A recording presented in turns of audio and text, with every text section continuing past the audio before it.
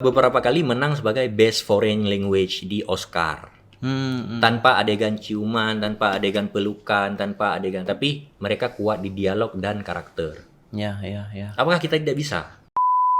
Iran itu bahkan pembuat kurikulum untuk anak SD itu filmmaker.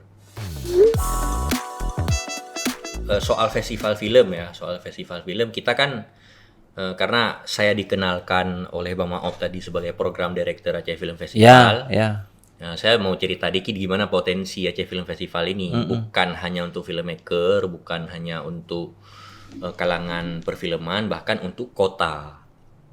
Jadi saya kasih contoh, misalnya teman-teman pasti tahu Cannes Film Festival, Sundance Film Festival, terus Chenos apa? Cannes Film Festival, terus ada Locarno, ada festival-festival film di Eropa itu. Kalau kita lihat Cannes itu, kalau kita bayangkan di Aceh, Cannes itu posisinya di Kunyit. Dari kota Paris. Oh ya. Jadi Cannes itu kan di Perancis. Di Perancis. Jadi dari kota Paris ke Cannes itu kayak kita dari Banda Aceh ke Kunyit. Dia sebuah kota yang terasing.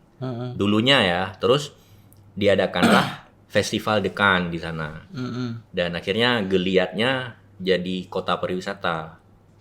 Dan orang dari seluruh dunia ketika berlangsungnya Cannes Film Festival, biasa bulan Mei, itu pegiat industri, televisi, artis, filmmaker, ilmuwan sosial, akademisi dan sebagainya itu merapat ke sana semua. Bayangin gimana suasana kotanya. Kemudian Sundance juga di Amerika tuh jauh, yang bahkan harus naik beberapa kali kereta api. Tapi kotanya hidup gara-gara festival itu. Nah, saya ngebayangin misalnya kayak Aceh Film Festival, bagaimana pengaruhnya terhadap wisata di Banda Aceh ya. Karena kalau bicara instansi pemerintah yang dekat dengan perfilman, kalau bukan Kemendikbud, Dinas Pariwisata gitu kan. Ya, kebudayaan dan pariwisata. Jadi bayangkan misalnya di akhir tahun diadakan Aceh Film Festival, kita mengundang sutradara dari Thailand, Singapura, yang bahkan Korea bisa jadi datang, dan itu bisa jadi satu pasar bagi filmmaker. Jadi filmmaker Aceh tidak harus keluar untuk bisa bekerja sama dalam satu proyek tertentu. Jadi di situ akan berkumpul semua filmmaker, mereka akan bekerja sama, filmmaker bahkan produser dan sebagainya datang menawarkan proyek sampai jadi satu produksi film.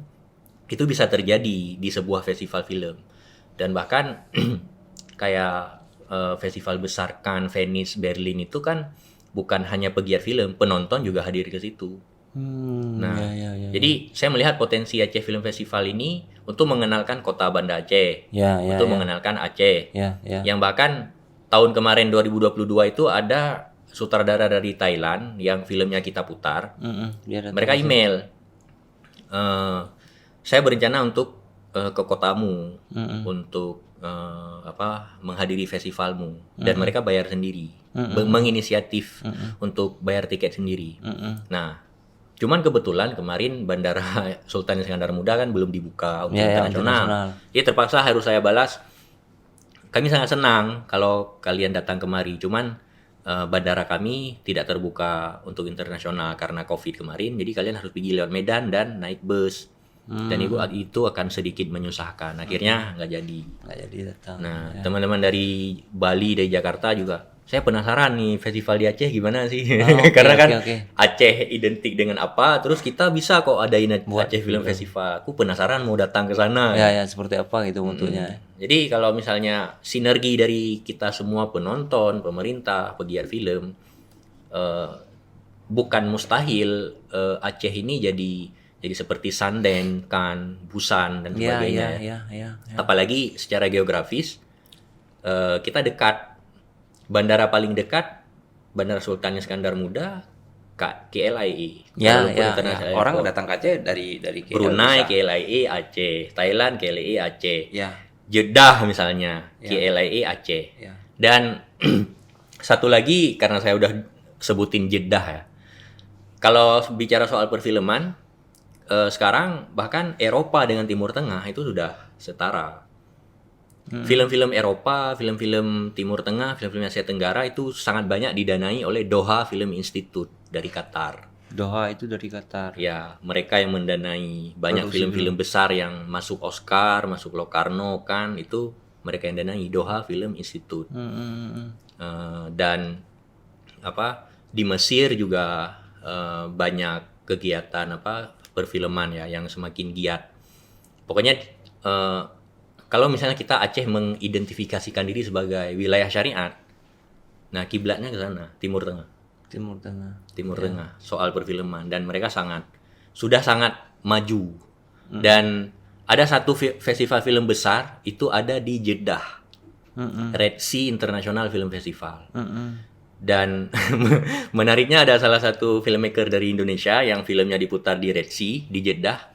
Dia bisa masuk ke Saudi Arabia dengan visa sebagai seniman yang filmnya diputar. Habis ke festival film umroh. Oh, ya. Jadi teman-teman filmmaker yang membayangkan kapan ya saya bisa pergi umroh, nah ini bisa sekali. kirim film ke sana, lolos, umrah otomatis. Betul. Jadi diskusi soal film syariat itu nggak ada kompartemen lagi. Oh kita bisa, maksudnya diskusinya, ayolah keluar dari soal boleh atau tidak. Karena kayak film-film Iran kan nggak ada mereka bahkan sensornya lebih ketat dari Indonesia kan. Maksudnya nggak ada ciuman, nggak ada pelukan, film Iran. Bahkan dengan film kan kita juga bisa sampaikan soal nilai-nilai syariat Islam kan. Jadi kayak di Iran itu ya mereka lekat dengan nilai kemanusiaan, kayak kepedulian kita terhadap teman tadi. Terus film mereka sialnya ya, beberapa kali menang sebagai Best Foreign Language di Oscar. Tanpa adegan ciuman, tanpa adegan pelukan, tapi mereka kuat di dialog dan karakter. Ya. Apakah kita tidak bisa? Berarti diskusinya oke, kita keluar dari diskusi soal film ini sebagai budaya dan produk budaya ini, ayolah keluar dari soal boleh tidak, soal melarang atau tidak. Iran itu bahkan pembuat kurikulum untuk anak SD itu filmmaker. Abbas Kiarostami, Majid Majidi, Asghar Farhadi.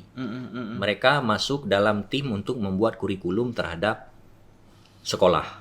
Dari orang Film. Karena secara filosofi, secara pengetahuan kebudayaan mereka sangat kuat. Ya.